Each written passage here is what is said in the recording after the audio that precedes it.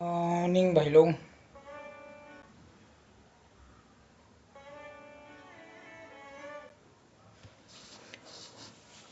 आज हम करेंगे बाटा इंडिया स्टॉक का एनालिसिस।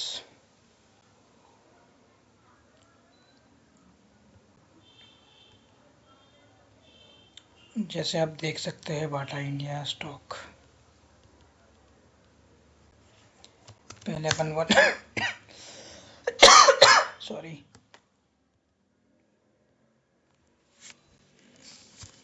1 वीक टाइम फ्रेम देखेंगे इसमें। तो इसमें अपन सपोर्ट एंड रेजिस्टेंस देख ही सकते हैं।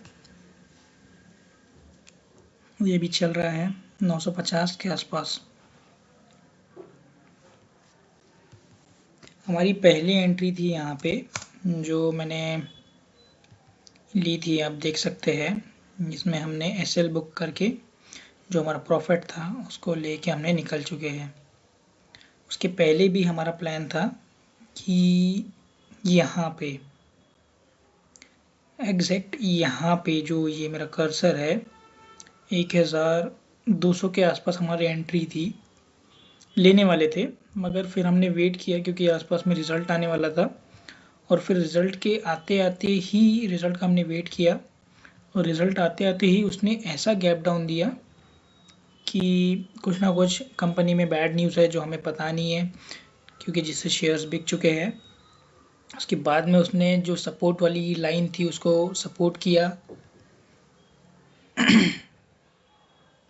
आप देख सकते हैं ये जो लाइन है, अभी जो मैं रेड कलर की करूँगा, देख सकते हैं कहाँ तक के उसने सपोर्ट किया है। 1 वीक टाइम फ्रेम में आपको ब्रॉडर व्यू मिल जाएगा। जैसे देख सकते हैं first touch, second touch, third touch, इसने ब्रेक किया, फिर सपोर्ट किया, फिर ब्रेक किया, फिर सपोर्ट किया। एग्जैक्टली उसके बाद में जैसे यहाँ पे भी सपोर्ट किया, यहाँ पे भी सपोर्ट किया, मगर हमें लगा था कि वो ये ट्रेंड लाइन को ब्रेक नहीं करेगा, उसने ब्रेक कर दिया था। जो हमारा व्यू था वो ब्रेक हो गया। फिर हमने नया एनालिसिस किया कि वो कहाँ से, फिर यहाँ पे हमने एंट्री ली नहीं थी उसकी। जो उसने डबल बॉटम बनाया, बाउंस बैक बनाया था यहाँ पे, और ये ऐसे इसलिए बना हुआ है, मैं आपको दिखा देता हूँ ये क्यों बना हुआ है करके।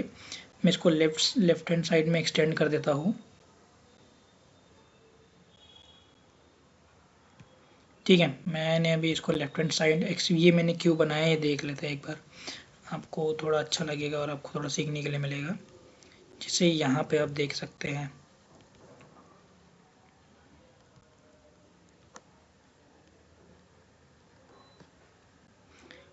यहाँ पे ब्रेक किया है, सपोर्ट किया है, हायर हाइज बन रहा है, और हायर हाइज के यहाँ पे एक पॉजिटिव पॉइंट है, और यहाँ पे एक अच्छी कैंडल बनी हुई थी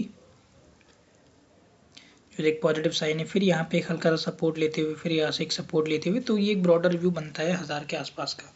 इसलिए हमने यहाँ पे, और यहाँ पे भी आप देख सकते हैं उसने सपोर्ट किया है, इसलिए हमने ये लाइन को रिस्पेक्ट किया। उसने ये लाइन को परफेक्ट रिस्पेक्ट किया, और उसने जो परसेंटेज वाइज गेन दिया था मैं एक बार कैलकुलेट करके दिखाता हूँ आपको।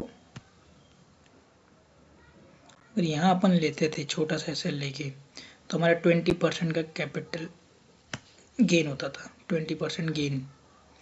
ठीक है, फिर हमारा एक ओवरव्यू था कि अभी जब भी वो नीचे आएगा तो हम बाय करेंगे।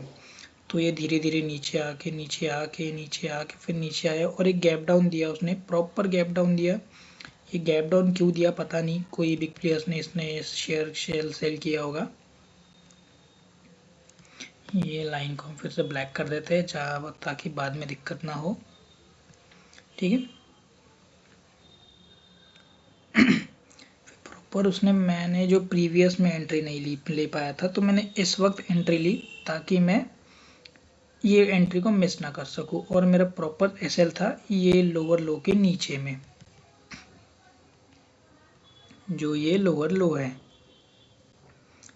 ठीक है, इस दिन मैंने एंट्री की, फिर थोड़ा सा नीचे आया नीचे आया नीचे आया, और मैंने 6 तारीख को उसको बेच दिया। 6 तारीख को बेच दिया क्योंकि उसने एक बड़ी रेड कैंडल बनाई थी और ये सपोर्ट को ब्रेक कर दिया था, और अच्छी कैंडल के साथ ब्रेक किया था, और डे लो भी नेगेटिव में ही था। और अगले दिन उसने ये नोटिस कराया मुझे कि जैसे तूने बेचा क्यों है, क्योंकि मैं तो पिन बार बना रहा हूँ यहाँ पे सपोर्ट के पास में, मगर एज पर रूल मेरा प्लान था कि मैंने ये एग्जिट क्यों किया है, यहाँ की कैंडल एक्चुअली यहाँ की कैंडल क्यों एग्जिट किया है। तो मेरा काम था पेशेंस के साथ में ये करना, वेट करना, और मैं अपने प्लान के कारण अभी भी बचा हुआ हूँ, क्योंकि मैंने जो एग्जिट किया है, क्योंकि एग्जिट करने के नेक्स्ट डे मुझे ऐसा लगा कि मैं फिर से खरीद लूँ, क्योंकि वो ग्रीन कैंडल बना रहा था, मगर मैंने बोला नहीं, अभी कम से कम अच्छा इसके फिर से ब्रेकअप और ये पैटर्न जो है 1070 का ब्रेक करना चाहिए और एक अच्छी कैंडल बनना चाहिए, तभी मैं उसमें एंटर करूँगा। ऐसा मेरा प्लान था अभी। फिर उसने नेक्स्ट डे पूरा लो किया, फिर एक लोअर लो बनाया, फिर उसने अच्छी गैप डाउन किया और नीचे ही नीचे चलता गया, और उसने ये वाला जो लो था वो भी ब्रेक कर दिया एक्चुअली 1028 वाला। तो अभी एक मेरे पास है कि 240 के आसपास अपन एंट्री कर सकते हैं यहाँ पे।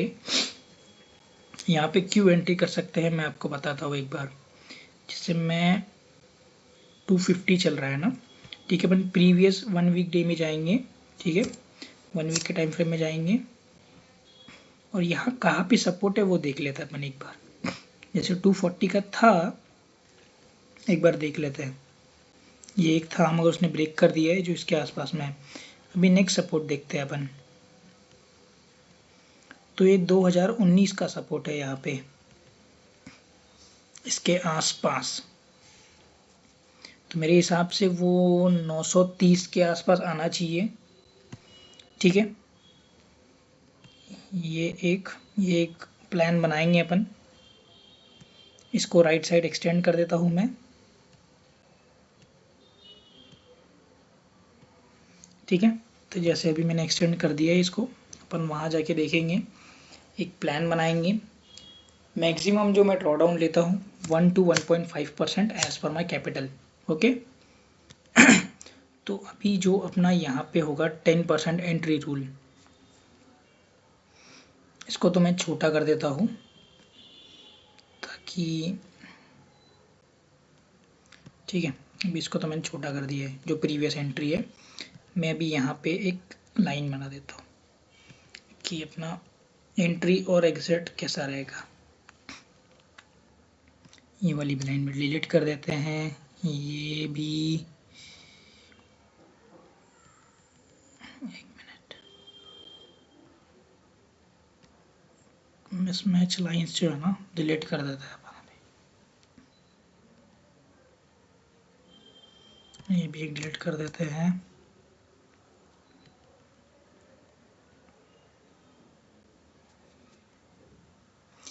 दोनों ये वाली लाइन इसको रिस्पेक्ट कर रही है, ये वाली लाइन इसको रिस्पेक्ट कर रही है, तो थोड़ा मिडल टर्म कंफ्यूजन है कि अपन ने इसको डिलीट करना चाहिए कि इसे डिलीट करना चाहिए। तो अभी अपन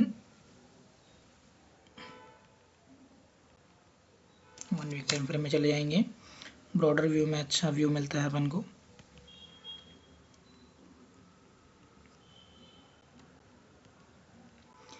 ये जो स्टॉक्स है ना, ब्लू चिप स्टॉक्स है, 150 स्टॉक्स है, जो बहुत कंपनियां, बहुत लोगों की नज़रों से निकल जाते हैं, और जो बिग प्लेयर्स है वो ब्लू चिप स्टॉक्स में ही, ये टाटा का बाय प्रोडक्ट है। यहाँ पे एक सपोर्ट है, यहाँ पे एक सपोर्ट है, ठीक है, और नीचे में भी यहाँ के एक सपोर्ट है, यहाँ पे एक सपोर्ट है। तो इसे हम फिलहाल के लिए डिलीट कर देते हैं। फिर से 1 डे टाइम फ्रेम में, और ये जो लाइन है ये भी डिलीट कर देते हैं, ठीक है, ब्लू लाइन में डिलीट कर देते हैं, इसने कोई रिस्पेक्ट नहीं किया, इसे भी डिलीट कर देते हैं। अभी जो इसे रिस्पेक्ट करना चाहिए, हमारा टारगेट क्या रहेगा, एंट्री लोअर लो, टारगेट अपना 33% रहेगा, लॉस अपना 2% रहेगा।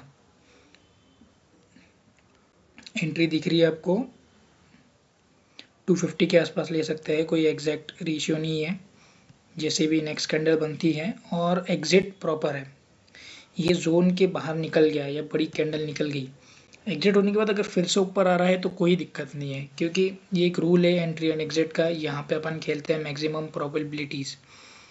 यहाँ पे ऐसा नहीं है कि अपन ने एंट्री किया और अपना प्रॉफिट ही हो गया। यहाँ पे प्रोबेबिलिटी का गेम होता है। ठीक है, तो अभी अपन मंडे का वेट करेंगे कि अपने को ये दे रहा है क्या। और यहाँ पे हमें 1.8% का लॉस हुआ था एज पर कैपिटल। ठीक है, यहाँ पे हमारा भी प्लान था यहाँ पे एंट्री करने का, मगर हमने रिज़ल्ट का वेट किया। रिज़ल्ट आया था यहाँ पे 11 अगस्त को। 11 अगस्त रिज़ल्ट के दिन कुछ नहीं हुआ था, क्योंकि रिज़ल्ट आया था 5 बजे शाम को। ठीक है, फिर उसके बाद में अगले दिन सीधा इसने दिया था 4% गैप डाउन। 4% gap down. अगले दिन भी दिया था इसने 3% गैप डाउन। उसके अगले दिन भी दिया था उसने 4.5% गैप डाउन। ये बहुत नेगेटिव चीज़ होती है। फिर यहाँ पे जो डबल टॉप में किसी ने एंट्री किया होगा तो उसने अच्छा प्रॉफिट गेन किया और मौका ही नहीं दिया उसने नेक्स्ट एंट्री के लिए। और मेरा यहाँ पे प्लान था एग्जिट एंट्री करने का, मगर मैंने सोचा था कि यहाँ पे एक तो कैंडल बन जाए, कंसोलिडेट हो जाए, मगर कंसोलिडेट नहीं हुआ। कुछ इस तरह से कंसोलिडेट हो जाए, मेरा कुछ ऐसा आइडिया था, बट वो नहीं हुआ।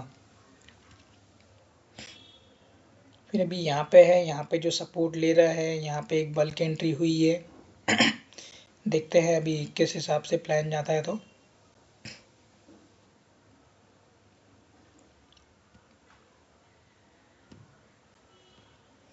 ठीक है, ये कभी एंट्री रहेगी अपनी। ये हो गया मेरा बाटा इंडिया का एनालिसिस। बहुत पहले भी लिया था मैंने इसको, कुछ एंट्री दिख नहीं रही है मुझे। मैं इसके साथ ना अपने स्क्रीनशॉट लगवा दूंगा, जो कि ये यहाँ पे जो ऐसे हिट हुआ था उसका मैं स्क्रीनशॉट लगवा दूंगा थंबनेल में, जिससे आप जान पाएंगे कि मैं झूठ नहीं बोल रहा था। ठीक है, और रियल कैपिटल में ट्रेड करता हूँ मैं, कोई ऐसा एनालिसिस की वीडियोस नहीं। प्रॉपर आप फॉलो कीजिए, आपको बहुत हेल्पफुल कंटेंट मिलेगा। Thank you.